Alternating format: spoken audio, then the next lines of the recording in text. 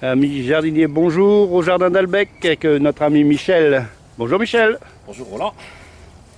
Ah bah, voilà, on est au mois de juillet, là, mi-juillet. Et voilà, on a un peu de place là pour repiquer des poireaux. Ici, c'est surtout les endroits où on a arraché les premières pommes de terre. Donc on a un peu de place. Et voilà, on arrache les plants de poireaux ici pour aller les repiquer. Donc il y avait des semis de poireaux qui ont été faits à quelle époque ici? Ici, ça a été semé au mois de mars. Donc, en fait, pour un poireau, si on veut encore en manger avant l'hiver, Ouais. c'est mieux de les repiquer au plus tard, au mois de juillet. Parce qu'après, c'est un peu tard. Alors, on peut encore en manger en hiver, bien sûr, et après l'hiver. Mais pour avoir des premiers poireaux, c'est mieux de les planter au mois de juillet. Alors bien sûr, il y a des variétés hâtives et tardives. Donc les variétés hâtives, on peut même les semer plus tôt, déjà au mois de fin février, mars, début mars. Et ceux-là donneront des poireaux plus vite.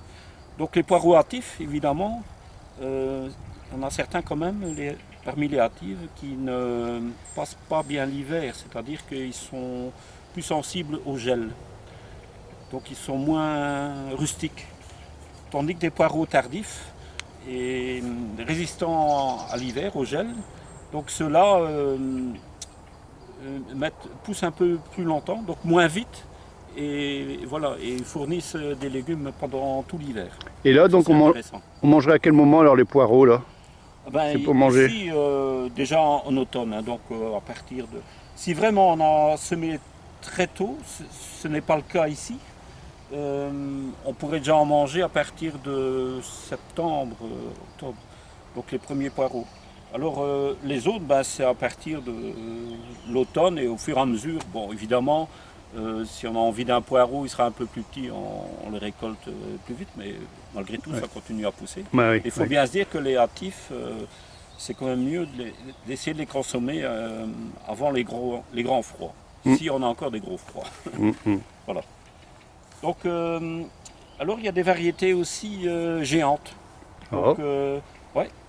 Donc, par exemple, les géants suisses, Varna, les poireaux bulgares, les géants bulgares. Donc, ça vient à 80 cm, 1 mètre d'auteur. Oula. Donc, ce sont des variétés hâtives aussi.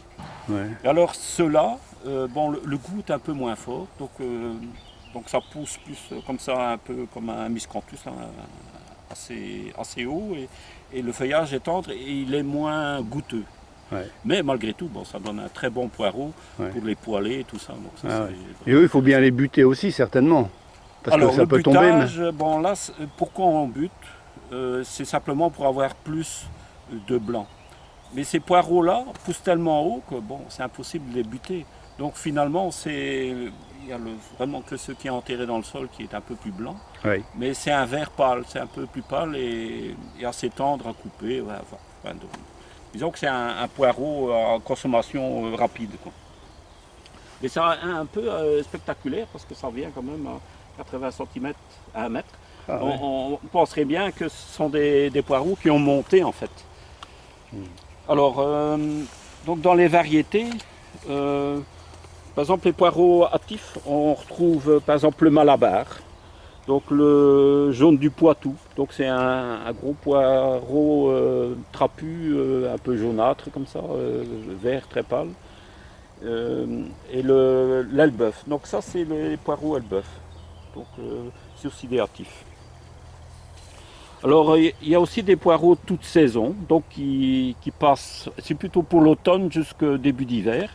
Donc ceux-là c'est, bon par exemple Electra, le bleu de Solèze, donc ça c'est des poireaux toute saison qu'on peut mettre un peu en toute saison. Alors bien sûr on a les poireaux tardifs qui sont quand même la majorité des gens c'est ce qu'ils mettent. Donc c'est le gros vert de Liège par exemple, de Mézières, Saint-Victor. Le monstrueux de 40 ans, le géant d'hiver, le vert bleu d'hiver. Donc c'est tout un peu...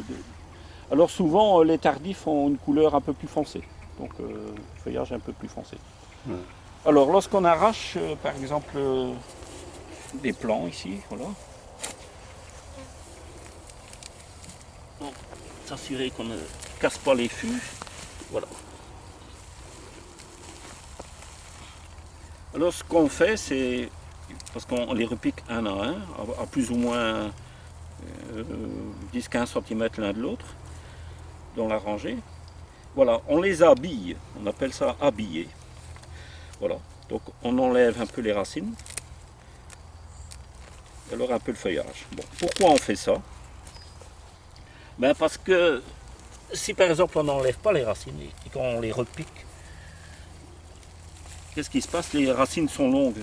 Alors surtout pour les gens qui les repiquent avec, en faisant des trous à l'avance, comme ça, des trous avec un plantoir. Ouais. Et alors on les met comme ça dans le trou. Je vais prendre un exemple. Alors voilà, qu'est-ce qui se passe? On met dans le trou et les racines sont en hauteur. Donc c'est pas bon parce que c'est pas la position normale d'un poireau avec ses racines en l'air. Donc qu'est-ce qu'on fait alors? Lorsqu'ils sont plus courts, c'est plus facile. Donc voilà. Donc quand ils arrivent dans le trou, même si ça se relève un peu, on met dans le fond du trou et on les relève légèrement. Comme ça, les racines reprennent leur position naturelle dans le sol. D'accord. Donc c'est une des raisons. Alors pourquoi on arrache un peu? C'est simplement pour limiter l'évaporation. Donc légèrement. Hein. Quand c'est des longs machins comme ça, des longues verdures, ben, de toute façon ça risque de faner. Les feuilles extérieures vont faner à cause de la transplantation et de la transpiration de la plante. Donc on diminue un peu et comme ça on a à peu près tout des hauteurs égales et voilà, ça repart plus facilement. Et on appelle ça habiller. Habillé, oui. Donc on Habiller le l'habille pour poireau. la cérémonie du repiquage. Voilà. C'est un peu ça. C'est Bon. les préparer en fait. C'est une Ouais. préparation. Voilà. Voilà, ici, ici sont toutes des variétés Elbeuf.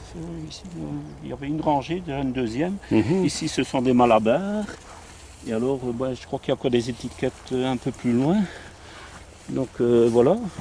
Ici, Ah oui, oui, voilà, l'étiquette devant. ici le bleu, vert bleu d'hiver. Alors il y a sûrement des gros vers de liège, géants d'hiver,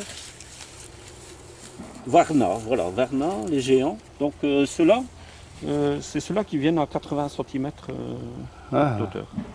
Voilà. Donc c'est des variétés de l'Est, hein, de bulgare et tout ça.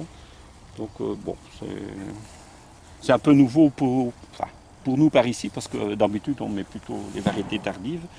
Mais bon, c'est intéressant de mettre autre chose. L'avantage, c'est que ça pousse beaucoup plus vite et on peut couper. Donc on n'est pas obligé de l'arracher, on le coupe ah oui. et on utilise la verdure pour la soupe ou bien pour Ouais. le poêler.